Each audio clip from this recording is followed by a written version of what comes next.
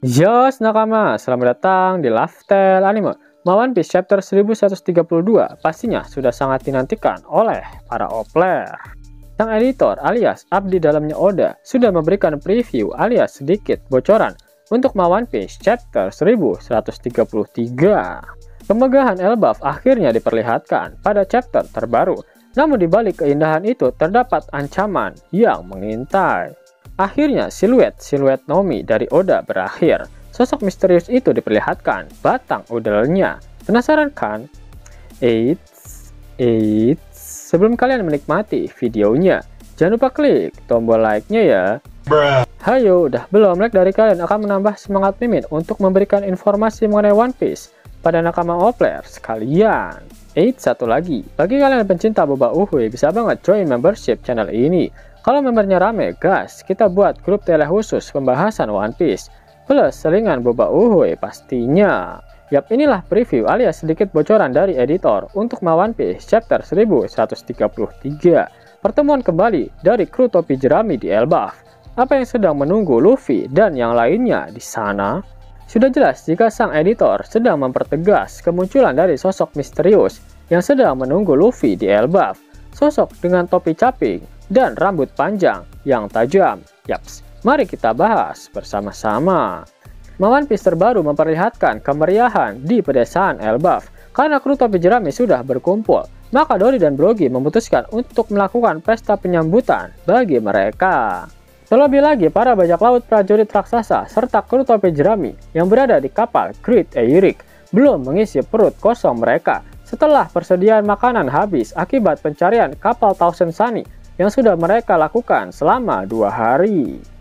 Waktu yang sangat pas untuk berpesta, karena Hajrudin dan Stenson sudah menangkap rusa raksasa yang dagingnya khusus untuk Luffy si topi jerami. Hajrudin meminta Goldberg untuk memasak rusa itu, karena dia memang koki di bajak laut prajurit raksasa baru yang dipimpin oleh Hajrudin. Dan itu pemilik bar juga sudah membawakan banyak botol miras cap boba uhuy untuk menemani perayaan penyambutan kru topi jerami di Elbaf. Luffy terlihat kurang fokus. Ternyata dia masih memikirkan janjinya dengan Pangeran Loki ketika berada di dunia bawah. Loki berjanji akan memberitahukan semua informasi mengenai hubungan antara Shanks dengan Elbaf yang bahkan tak ada yang mengetahui infonya ini selain dirinya. Loki meminta Luffy untuk mencari kunci borgolnya di desa yang ada di dunia matahari. Dan setelah itu, Luffy harus membebaskannya. Shin kemudian memperlihatkan area Heaven World alias tingkat paling atas dari negeri Elbaf. Ternyata sosok misterius itu sedang berjalan di area Heaven World. Heaven World merupakan tempat yang dipercayai oleh para raksasa Elbaf sebagai tempat tinggal dari para dewa, di mana terdapat kuil Dewa Matahari di area Heaven World. Yap, kalian ingat dengan diorama milik Road? Road memang terinspirasi dari tata letak negeri Elbaf itu sendiri. Heaven World juga dipercaya sebagai tempat tinggal dari Dewa Matahari Nika. Terdapat patung dengan sosok yang mirip dengan perwujudan Nika milik Luffy di sana. Itulah alasan mengapa para raksasa menyebut wujud Gear 5 milik Luffy dengan sebutan Nika. Hal ini akan menjadi sangat menarik karena Luffy akan memiliki kesempatan untuk mempelajari tentang wujud Nika dan kekuatan sejati dari sang Dewa Matahari. Mengingat Luffy masih belum menyadari jika perubahan gear kelimanya adalah Nika, serta dia masih berpikir buah iblis yang dia makan adalah buah iblis Gomu Gomu no Mi dan bukannya buah iblis Mythical Zoan Nika.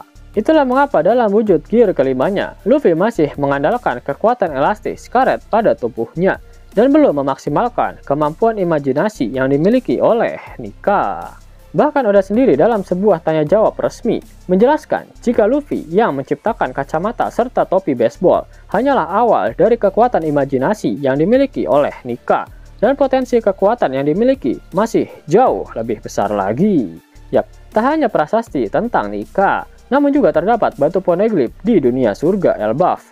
Menariknya adalah adanya 2 poneglyph, di mana salah satunya berwarna gelap, yang menandakan itu adalah Road Poneglyph. Jika ada Road Poneglyph di sana, apakah artinya sosok misterius yang muncul di akhir chapter 1132 kemarin adalah sosok pria dengan bekas luka bakar? Menarik kok. Karena memang Oda Sensei banyak membuat narasi yang merujuk pada si pria dengan bekas luka bakar ini. Dari mulai Eustace Captain Kidd hingga si brengsek Kurohige. Akhirnya sosok misterius itu diperlihatkan. Dan ternyata dia adalah Louis Arnold itu sendiri. Sang penjelajah yang menuliskan cerita perjalanannya dalam buku berjudul Brakeman.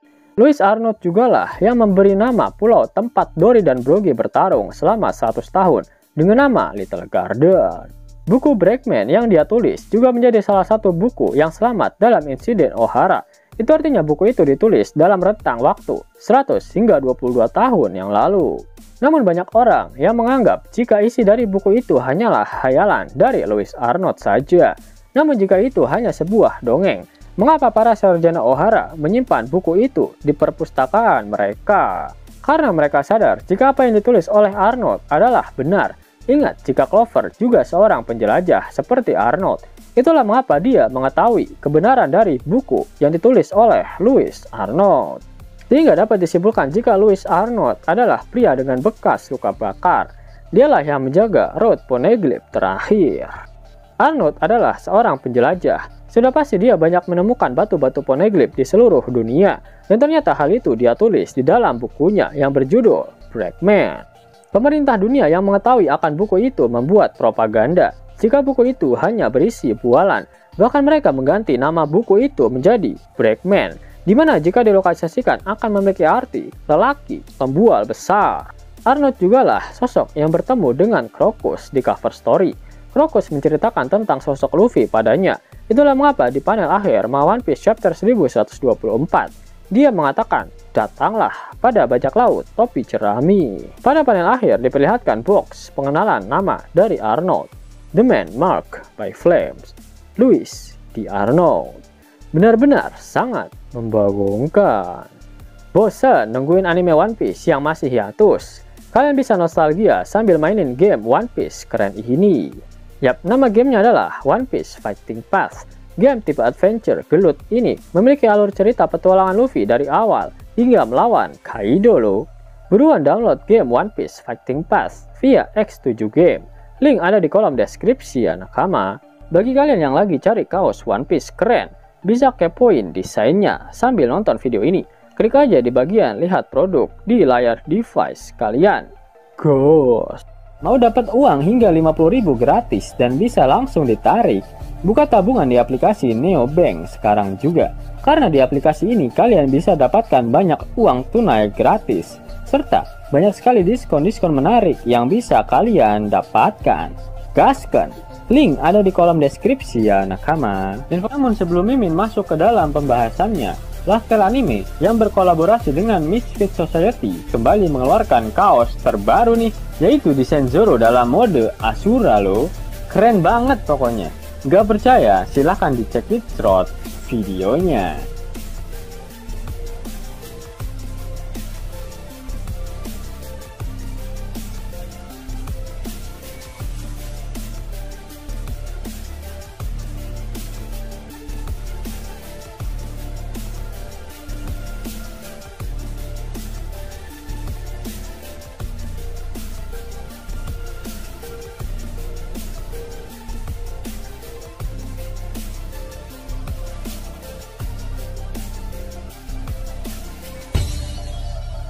Bagaimana? Keren kan? Bagi kalian nakama Opler, terutama para fan gaynya Babang Marimo, kudu wajib harus punya baju ini. Gaskan! Link pemesanan ada di kolom deskripsi ya. Jelas nakama, itulah video mengenai preview alias sedikit bocoran dari editor untuk One Piece chapter 1133. Jika kalian menyukai video ini, jangan lupa klik like, share, dan subscribe channel ini ya, agar nakama semua tak ketinggalan info menarik seputar One Piece. Arigato!